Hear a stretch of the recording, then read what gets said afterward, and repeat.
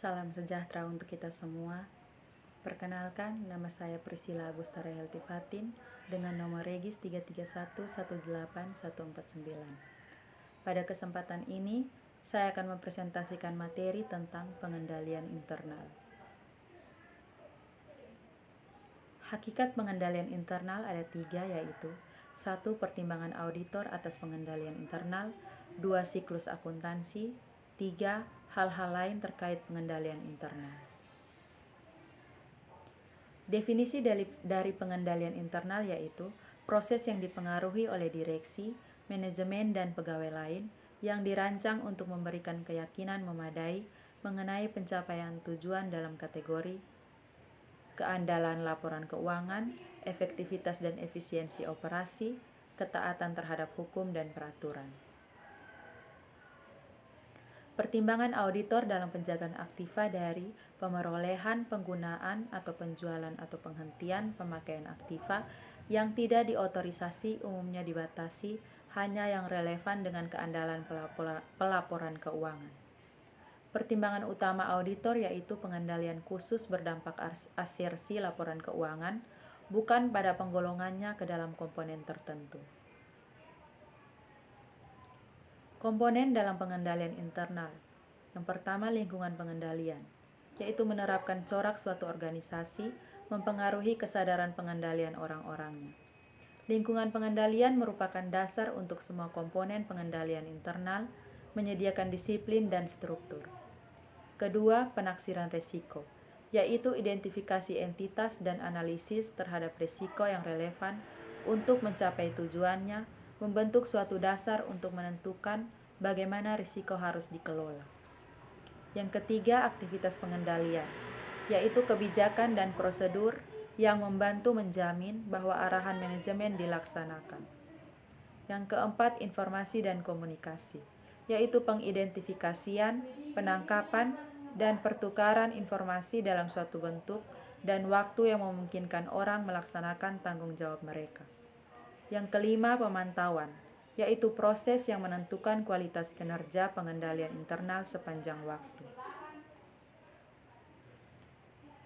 Keterbatasan dalam pengendalian internal yang pertama, pertimbangan manusia dalam pengambilan keputusan bisa saja salah. Yang kedua, pengendalian internal dapat rusak karena kegagalan yang bersifat manusiawi, seperti kekeliruan atau kesalahan yang sifatnya sederhana. Yang ketiga, pengendalian dapat tidak efektif karena adanya kolusi di antara 2 orang atau lebih dalam suatu organisasi. Yang keempat, manajemen mengesampingkan pengendalian internal. Kelima, dalam pengendalian internal, entitas tidak boleh melebihi manfaat yang diharapkan dari pengendalian tersebut. Dan yang keenam, adat istiadat, kultur, dapat mencegah terjadinya kecurangan yang dilakukan oleh manajemen, namun bukan merupakan pencegahan yang bersifat mutlak. Pertimbangan auditor atas pengendalian internal. Yang pertama, faktor lingkungan pengendalian.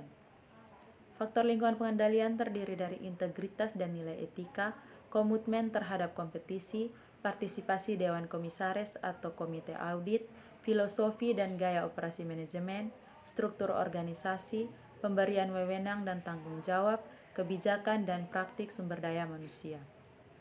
Pemahaman yang dibutuhkan auditor adalah memahami sikap, kesadaran, dan tindakan manajemen dan Dewan Komisaris terhadap pengendalian internal dengan mempertimbangkan substansi pengendalian maupun dampaknya secara kolektif.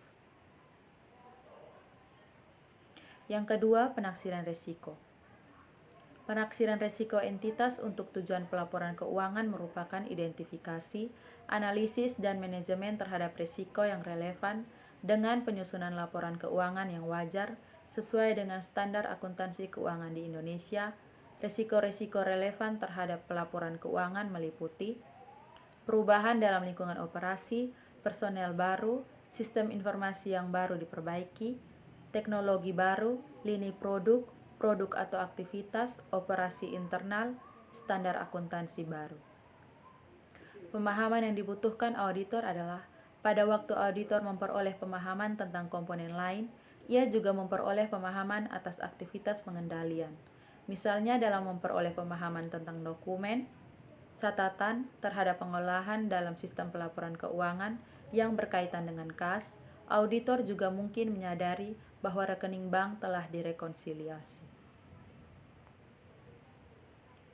3. Aktivitas pengendalian. Aktivitas pengendalian yang mungkin relevan dengan audit dapat digolongkan sebagai kebijakan dan prosedur yang berkaitan dengan 1. Review terhadap kinerja finansial, 2. Pengolahan informasi, 3. Pengendalian fisik atas aset, dan 4. Pemisahan tugas atau otorisasi pencatatan dan penjagaan aset. Dalam aktivitas pengendalian, auditor harus mempertimbangkan apakah diperlukan perhatian tambahan untuk memperoleh pemahaman atas aktivitas pengendalian dalam audit plan. Biasanya, audit plan tidak mensyaratkan pemahaman atau aktivitas pengendalian yang berkaitan dengan setiap saldo akun, golongan transaksi, dan komponen pengungkapan dalam laporan keuangan, atau setiap asersi yang relevan dengan saldo akun, transaksi, dan pengungkapan tersebut.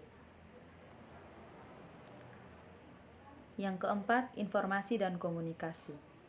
Sistem informasi yang relevan dengan tujuan pelaporan keuangan yang meliputi sistem akuntansi terdiri dari metode dan catatan yang dibangun untuk mencatat, mengolah, meringkas, dan melaporkan transaksi, dan untuk memelihara akuntabilitas aktiva, utang, dan ekuitas.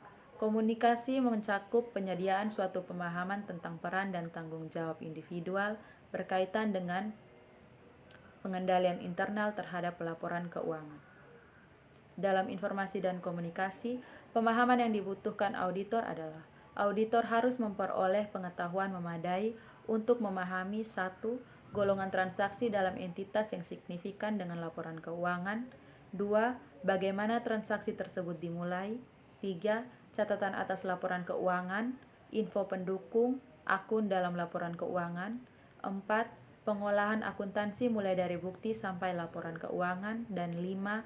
Cara mengkomunikasikan peran dan tanggung jawab pelaporan keuangan.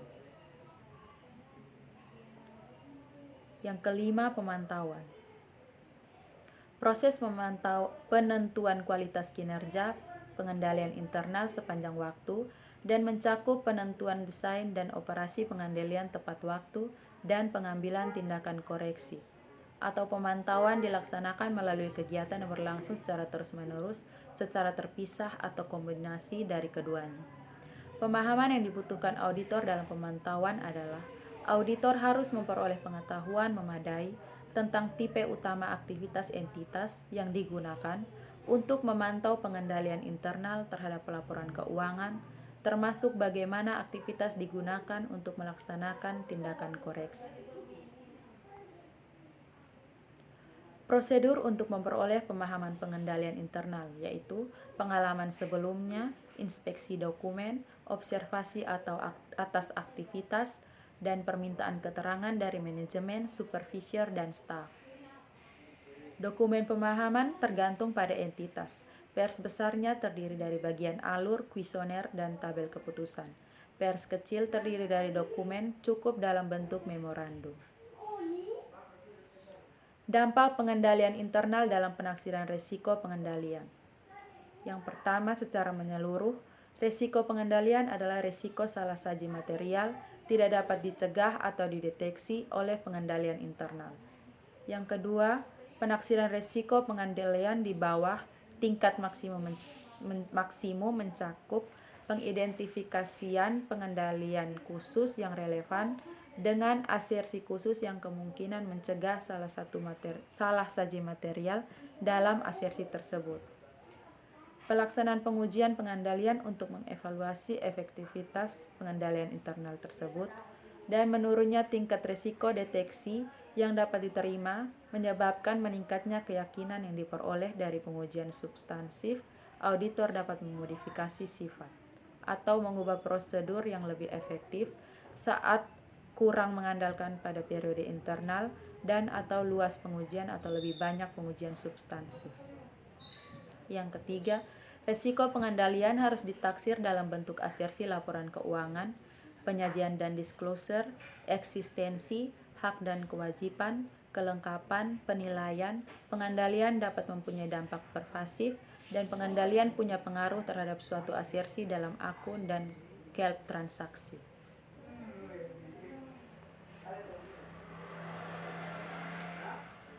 Yang keempat, pengujian pengendalian. Prosedur yang diarahkan baik efektivitas desain maupun operasi pengendalian dengan pendekatan minta keterangan pegawai, inspeksi dokumen, observasi lapangan, pengulangan penerapan pengendalian oleh auditor. Yang kelima, kesimpulan yang dicapai dari hasil penaksiran risiko pengendalian disebut dengan risiko pengendalian taksiran yang didasarkan pada efektivitas desain dan operasi. Semakin rendah risiko, semakin tinggi keyakinan oleh bukti audit, tingkat risiko pengendalian taksiran, dan risiko bawaan akan menentukan tingkat risiko deteksi yang dapat diterima. Berikut siklus pelaporan akuntansi keuangan. Input, pemrosesan, output.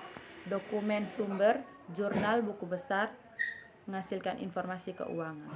Dokumen pengiriman, jurnal penjualan menghasilkan buku besar. Cek dan nota kirim, jurnal terima kas menghasilkan buku besar. Hal-hal lain terkait pengendalian internal yaitu hubungan pemahaman dengan penaksiran pengendalian internal. Pertama, auditor seringkali merencanakan pelaksanaan beberapa pengujian pengendalian bersama dengan pemerolehan pemahaman atas pengendalian internal. Yang kedua, pengujian audit yang dimaksud untuk memperoleh pemahaman pengendalian internal dapat memberikan bukti mengenai efektivitas baik desain maupun operasi pengendalian yang relevan dengan asersi atau dapat digunakan sebagai pengujian pengendalian internal. Yang ketiga, pengujian pengendalian tambahan dapat dilakukan untuk membenarkan pengurangan lebih lanjut tingkat risiko pengendalian taksiran. Bukti yang mendukung tingkat risiko pengendalian taksiran. Yang pertama, tidak ada satu pengujian pengendalian spesifik yang paling layak, dan auditor harus memilih cara pengujian dari berbagai teknik yang ada, seperti permintaan keterangan, pengamatan, inspeksi, dan pelaksanaan ulang. Kedua, kalau tidak tersedia dokumen untuk mendukung pengujian, pengamatan, permintaan keterangan, teknik audit dengan bantuan komputer dapat digunakan. Risiko pengendalian dan risiko deteksi. Pertama, tujuan akhir membantu auditor dalam mengevaluasi risiko adanya salah saji material dalam laporan keuangan. Kedua, hubungan terbalik antara tingkat risiko pengendalian dan deteksi. Ketiga, biasanya penaksiran tingkat risiko pengendalian tidak boleh terlampau rendah sampai menghilangkan perlunya auditor melakukan pengujian substansif untuk membatasi risiko deteksi atas semua transaksi. Yang keempat, dalam beberapa keadaan, hasil pengujian terinci atas transaksi dapat juga berlaku sebagai pengujian pengendalian. Tanggung jawab auditor terkait pengendalian internal dalam suatu audit. Pertama, auditor tidak berkewajiban mencari kondisi yang dapat dilaporkan di luar yang menjadi perhatian selama auditnya, atau kekurangan material dalam desain dan operasi pengendalian internal yang berakibat buruk terhadap kemampuan organisasi dalam mencatat, mengolah, meringkas, dan melaporkan data keuangan. Yang kedua, komunikasi ditujukan kepada komite audit atau orang dengan kewenangannya dan tanggung jawabnya. Yang ketiga, auditor mungkin sepakat dengan klien untuk mengungkapkan kondisi di luar dari isi tambahan. Misalnya, klien meminta auditor mengungkap adanya hal-hal yang kurang penting seperti kriteria yang disepakati bersama. Sekian materi pengendalian internal. Terima kasih.